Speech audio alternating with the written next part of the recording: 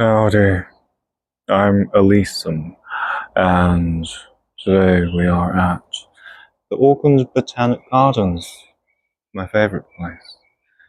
We're going to read a short story called The Black Ferry. I was then returning from my first session at college. The weather had for some time been uncommonly wet. Every brook and stream was swollen far beyond its banks. The meadows were flooded, and the river itself was increased to a raging hellespont, insomuch that the ferry was only practicable for an hour before and after high tide. The day was showery and stormy, by which I was detained at an inn until late in the afternoon, so that it was dark before I reached the ferry house, and the tide did not serve for safe crossing until midnight. I was therefore obliged to sit by the fire and wait the time, a circumstance which gave me some uneasiness, for the ferryman was old and infirm, and Dick, his son, who usually attended the boat during the night, happened to be then absent, the day having been such that it was not expected any travellers would seek to pass over that night. The presence of Dick was not, however, absolutely necessary, for the boat swung from side to side by a rope anchored in the middle of the stream, and, on account of the strong current, another rope had been stretched across by which passengers could draw themselves over without assistance. An easy task to those who had the sleight of it, but it was not so to me, who still wore my arm in a sling. While sitting at the fireside, conversing with the ferryman and his wife, the smart, good-looking country lad, with a recruit's cockade in his hat, came in, accompanied by a young woman who was far advanced in pregnancy.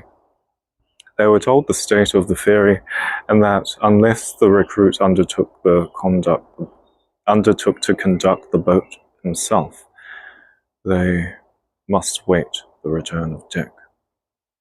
They had been only that day married, and were on their way to join a detachment of regiment in which Ralph Nocton, as the recruit was called, had that evening enlisted, the parish officers having obliged him to marry the girl. Whatever might have been their former love and intimacy, they were not many minutes in the house when he became sullen and morose towards her, nor was she more amiable towards him. He said little, but he often looked at her with an indignant eye, as she reproached him for having so rashly enlisted to abandon her and her unborn baby, assuring him that she would never part from him while life and power lasted. Though it could not be denied that she possessed both beauty and an attractive person, there was yet a silly vixen humour about her ill calculated to conciliate. There was yet a silly vixen humour about her ill-calculated to conciliate. I did not therefore wonder to hear that Nocton had married her with reluctance. I only regretted that the parish officers were so inaccessible to commiseration, and so void of conscience as to be guilty of rendering the poor fellow miserable for life, to avert the hazard of the child becoming a burden on the parish. The ferryman and his wife endeavoured to reconcile them to their lot, and the recruit, who appeared to be naturally reckless and generous, seemed willing to be appeased. But his weak companion was capricious and pettish. On one occasion, when a sudden shower beat hard against the window, she cried out, with little regard to decorum, that she would go no farther that night. "You may do as you please, Mary Blake," said Nocton, "but go I must, for the detachment marches tomorrow morning. It was only to give you time to prepare to come with me that the captain consented to let me remain so late in the town." She, however, only remonstrated bitterly at his cruelty in forcing her to travel, in her condition and in such weather. Nocton refused to listen to her. I told her somewhat doggedly, more so than was consistent with the habitual cheerful cast of his physiognomy, that although he had already been ruined by her, he trusted she had not yet the power to make him a deserter. He then went on and remained some time alone. When he returned, his appearance was surprisingly changed. His face was an ashy paleness, his eyes bright, febrile and eager, and his lip quivered as he said, "Come, Mary, I can wait no longer. The boat is ready, the river is not so wild, and the rain is over." In vain she protested. He was firm, and she had no option but either to go or to be left behind. The old ferryman accompanied them to the boat, saw them embark, and gave the recruit some instruction how to manage the ropes, as it was still rather early in the tide. On returning into the house, he remarked facetiously to his wife, "I can never see why young men should be always blamed, all pity reserved for the damsels." At this moment a rattling shower of rain and hail burst like a platoon of small shot in the window, and a flash of vivid lightning was followed by one of the most tremendous peals of thunder I've ever heard. "Hark!" cried the old woman, starting. Was not that a shriek? We listened, but the cry was not repeated. We rushed to the door, but no other sound was heard than the raging of the river and the roar of the sea waves breaking on the bar. Dick soon after came home, and the boat having swung back to her station, I embarked with him and reached the opposite inn, where I soon went to bed. Scarcely had I laid my head on the pillow when a sudden, inexplicable terror fell upon me. I shook with an unknown terror. I was, as it were, conscious that some invisible being was hovering beside me, and could hardly muster fortitude enough to refrain from rousing the house. At last I fell asleep. It was perturbed and unsound. Strange dreams and vague fears scared me awake, and in them were dreadful images of a soldier murdering a female, and open graves, the gibbet irons swinging in the wind. My remembrance has no parallel to such another night. In the morning the cloud on my spirit was gone, and I rose at my accustomed hour, and cheerily resumed my journey. It was a bright morning. All things were glittering and fresh in the rising sun. The recruit and his damsel were entirely forgotten. I thought no more of them. But when the night returned next year, I was seized with an unaccountable dejection. It weighed me down. I tried to shake it off, but was unable. The mind was diseased. It could no more by resolution shake off its discomfort than the body by activity can expel a fever. I retired to my bed gently depressed, but nevertheless I fell asleep. At midnight, however, I was summoned to awake by a hideous and undefinable terror. It was the same vague consciousness of some invisible visitor being near that I had once before experienced, as I have described, and I again recollected Nocton and Mary Blake in the same instant. I saw, for I cannot now believe that it was less than apparitional, the unhappy pair were approaching one another. As I looked, questioning the integrity of my sight, the wretched bride turned round and looked at me. How shall I express my horror, when, for the ruddy beauty which she once possessed, I beheld the carnal visage of a skull? I started up and cried aloud with such alarming vehemence that the whole inmates of the house, with lights in their hands, were instantly in the room. Shame would not let me tell what I had seen, and, endeavouring to laugh, I accused the nightmare of the disturbance. This happened while I was at a watering place on the west coast. I was living in a boarding house with several strangers. Among them was a tall, pale German gentleman, of a grave, impressive physiognomy. He was the most intelligent and shrewdest observer I've ever met with, and he had, to a singular degree, the gift of a discerning spirit. In the morning, when we rose from the breakfast table, he took me by the arm and led me out upon the lawn in front of the house, and when we were at some distance from the rest of the company, said, "Excuse me, sir, for I must ask an impertinent question. Was it indeed the dream of the nightmare that alarmed you last night?" "I have no objection to answer you freely, but tell me first why you ask such a question." "It is but reasonable. I had a friend who was a painter. None ever possessed an imagination which discerned better how nature and her mysteries should appear. One of his pictures was the scene of Brutus when his evil genius summoned him to Philippi. And strange to tell, you bear some resemblance to the painted Brutus. When, with the others, I broke into your room last night, you looked so like the Brutus in his picture that I could have sworn you were amazed with the vision of a ghost. I related to him what I have done to you. It is wonderful, said he. What inconceivable sympathy hath linked you to the fate of these unhappy persons? There is something more in this renewed visitation than the phantasma of a dream.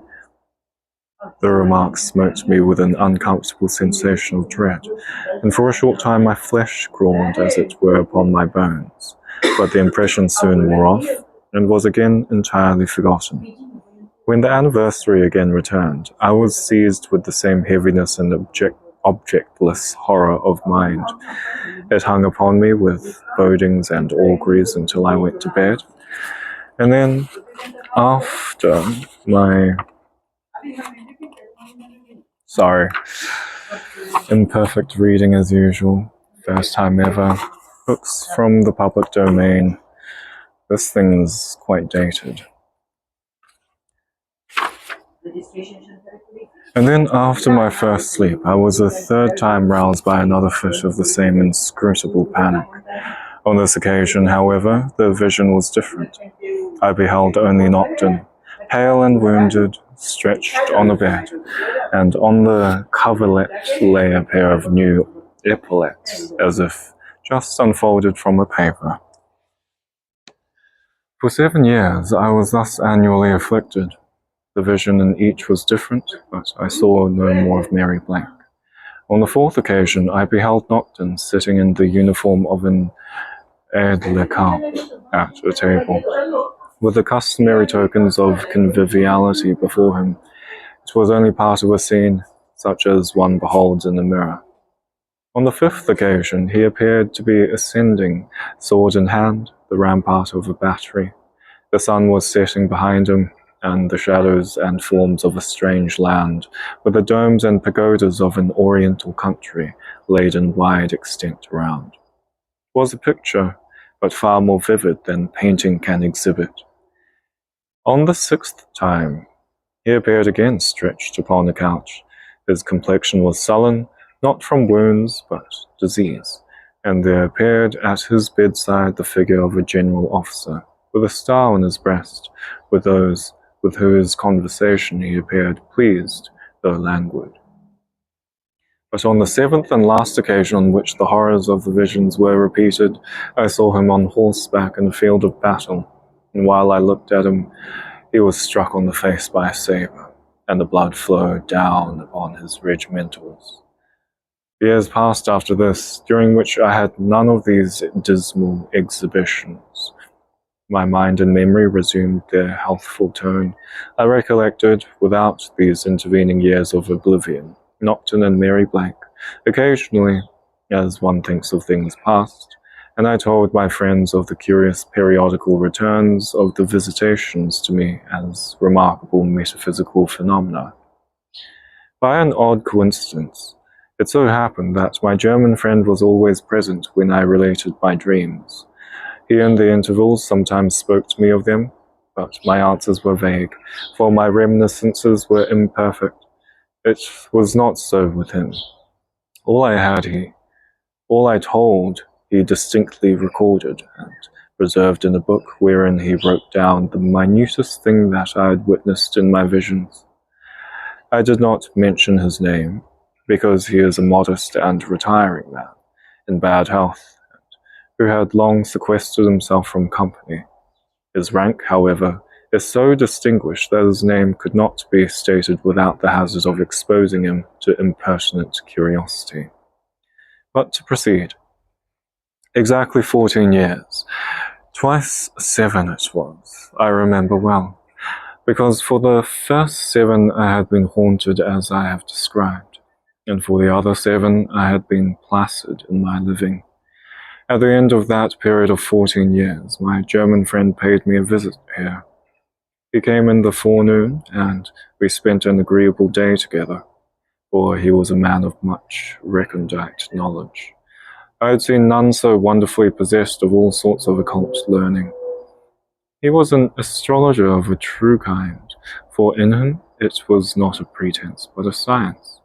He scorned horoscopes and fortune-tellers with the just derision of a philosopher, but he had a beautiful conception of the reciprocal dependencies of nature. He affected not to penetrate to causes, but he spoke of effects with a luminous and religious eloquence. He described to me how the tides followed the phases of the moon, but he denied the Newtonian notion that they were caused by the precession of the lunar changes.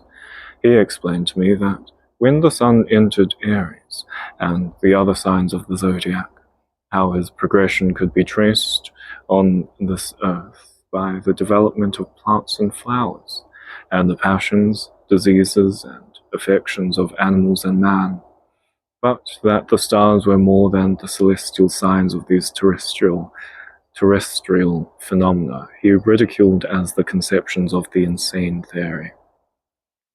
His learning in the curious art of alchemy was equally sublime. He laughed at the fancy of an immortal elixir, and his notion of the mythology of the philosopher's stone was the very essence and spirituality of ethics.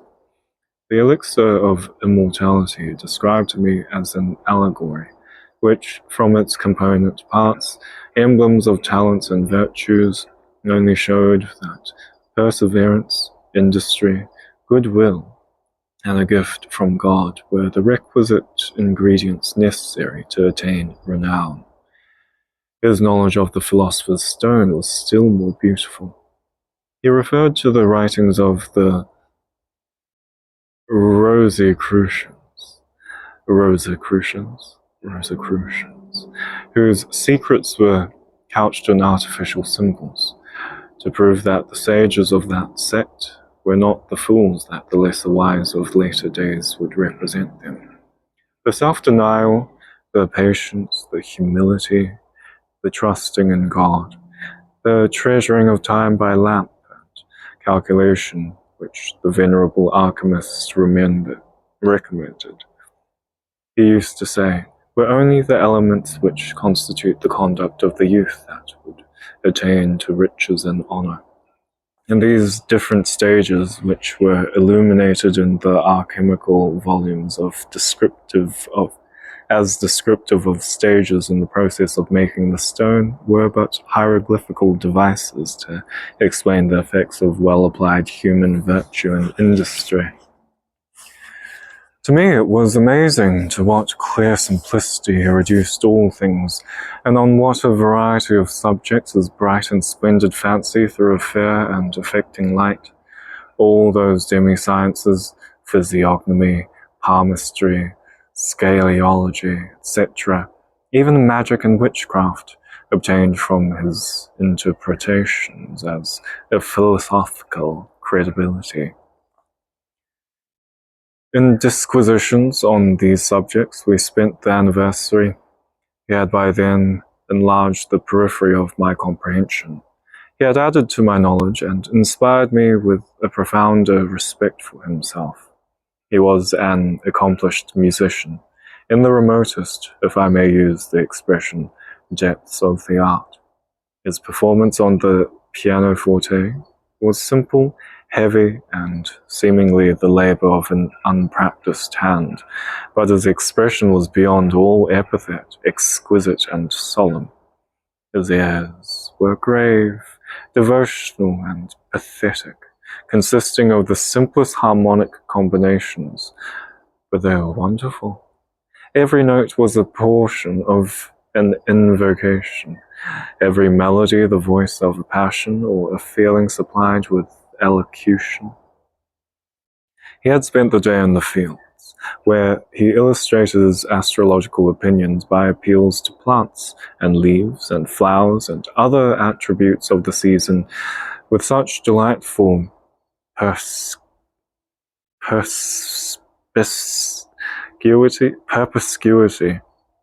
perspicuity that no time can efface from the registers of my memory the substance of his discourses. In the evening he delighted me with his miraculous music, and as the night advanced, I was almost persuaded that he was one of those extraordinary men who are said sometimes to acquire communion with spirits and dominion over demons. Just as we were about to sit down to our frugal supper, literally or philosophically so, as if it had been served from Zeno himself, Dick, the son of the old ferryman, who by this time was some years dead, came to the door and requested to speak with me in private. Of course I obeyed. When he informed me that he had brought across the ferry that night a gentleman officer from a far country, who was in bad health and whom he could not accommodate properly in the ferry house. "The inn," said Dick, "is too far off, for he is lame, and has an open wound in his thigh. I have therefore ventured to bring him here, sure that you will be glad to give him a bed for the night. His servant tells me that he was esteemed the bravest officer in all the service in the Mysore of India." It was impossible to resist this appeal. I went to the door where the gentleman was waiting, and the true-heartedness expressed how great my satisfaction would be if my house could afford him any comfort. I took him in with me to the room where my German friend was sitting. I was much pleased with the gentleness and unaffected simplicity of his manners. He was a handsome middle-aged man. His person was robust and well-formed. His features had been originally handsome, but they were disfigured by a scar, which had materially changed their symmetry. His conversation was not distinguished by any remarkable intelligence, but after the high intellectual excitement which I had enjoyed all day with my philosophical companion, it was agreeable and gentlemanly. Several times during summer, something came across my mind as if I had seen him before, but I could neither recollect when nor where. And I observed that more than once he looked at me as if under the influence of some research in his memory. At last, I observed that his eyes were dimmed with tears, which assured me that he then recollected me. But I consider it a duty of hospitality not to inquire aught concerning him more than he was pleased to tell himself. In the meantime, my German friend, I perceived, was watching us both, but suddenly he ceased to be interested and appeared absorbed in thought, while good manners required me to make some efforts to entertain my guest.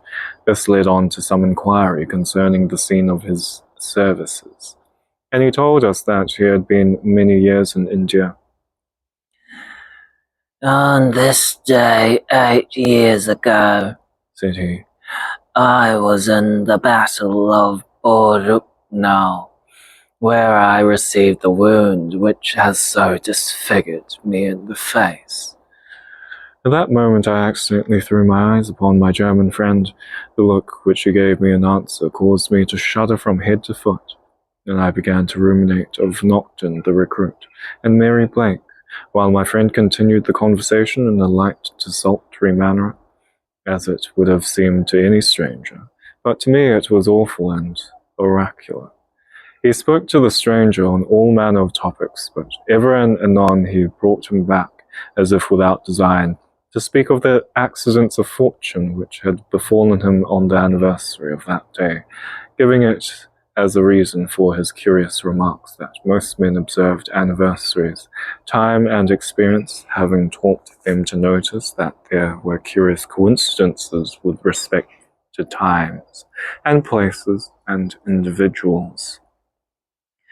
Things which of themselves form part of the great demonstration of the wisdom and skill displayed in the construction, not only of the mechanical but the mortal world, showing that each was a portion of one and the same thing.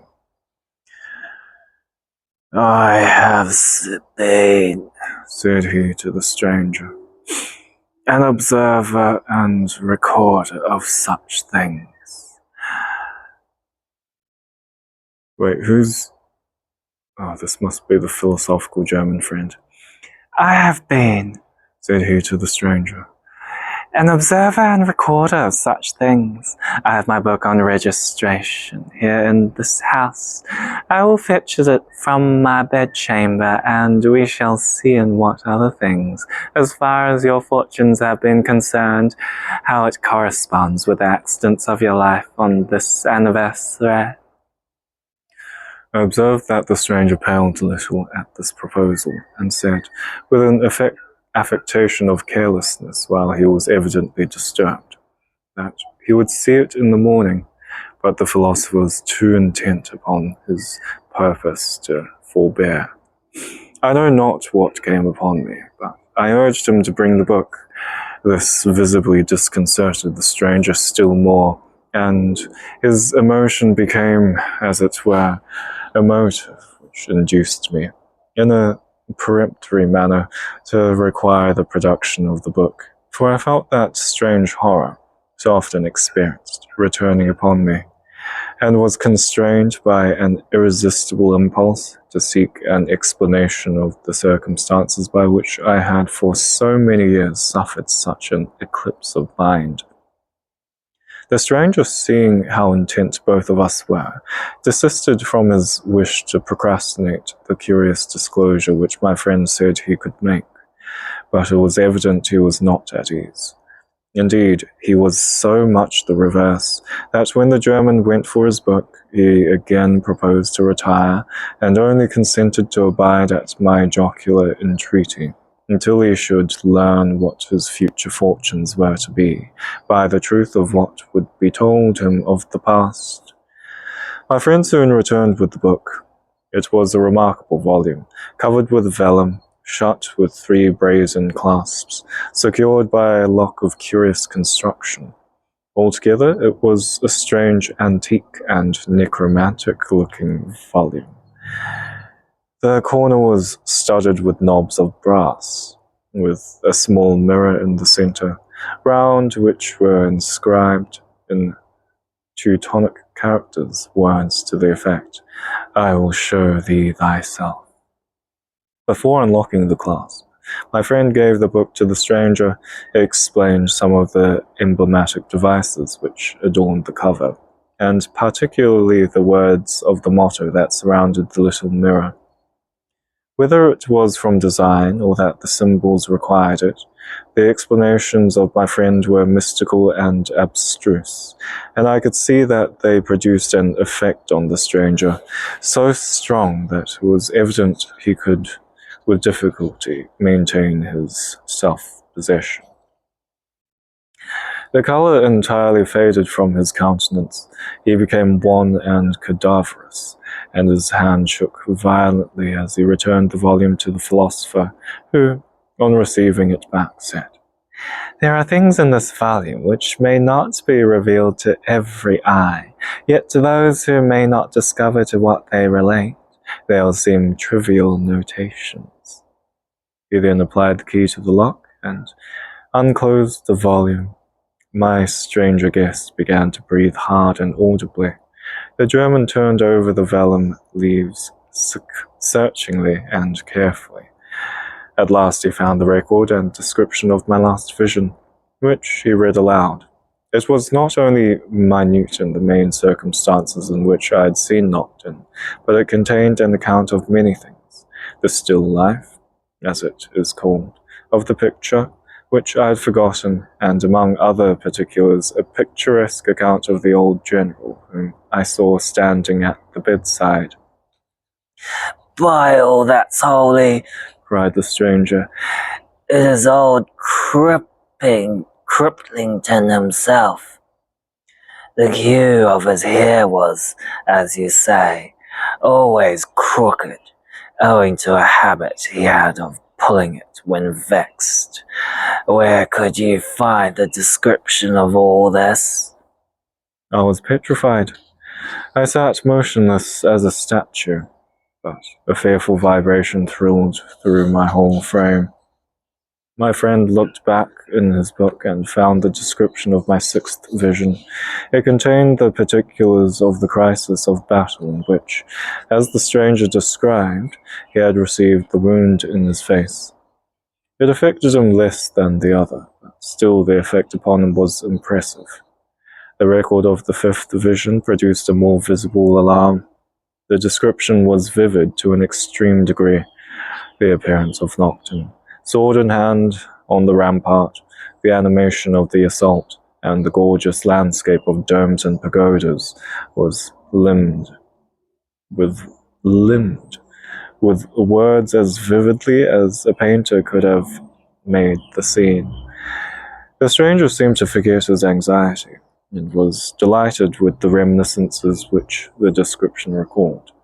But when the record of the fourth vision was read, wherein Nocturne was described as sitting in the regimentals of an aide-de-camp as a convivial table, he exclaimed, as if unconscious of his words, "It was on that night I had first the honor of dining with the German general." The inexorable philosopher proceeded, read what I had told him of Nocturne, stretched pale and wounded on the bed, with new epaulets spread on the coverlet, as if just unfolded from the paper. The stranger started from his seat and cried with a hollow and fearful voice, "This is the Book of Life." The German turned over to the second vision, which he read slowly and mournfully, especially the description of my own feelings, when I beheld the carnal visage of Mary Blake. The stranger, who had risen from his seat and was panting with horror, cried out with a shrill howl, as it were, "On that night, as I was sitting in my tent, methought her spirit came and reproached me." I could not speak, but my German friend rose from his seat, and holding the volume in his left hand, touched it with his right, and looking sternly at the stranger, said, "In this volume, and in your own conscience, are the evidences which prove that you are Ralph Nocturne, and that on this night, twice 7 years ago, you murdered Mary Blake." The miserable stranger lost all self-command, and cried in consternation, "It is true. The waters raged, the rain and the hail came. She bitterly upbraided me. I flung her from the boat. The lightning flashed and the thunder. Oh, it was not so dreadful as her drowning execrations." Before any answer could be given to this confession, he staggered from the spot, and almost in the same instant fell dead upon the floor. Oh, Black Ferry. I'm Elisa. Hope you enjoyed.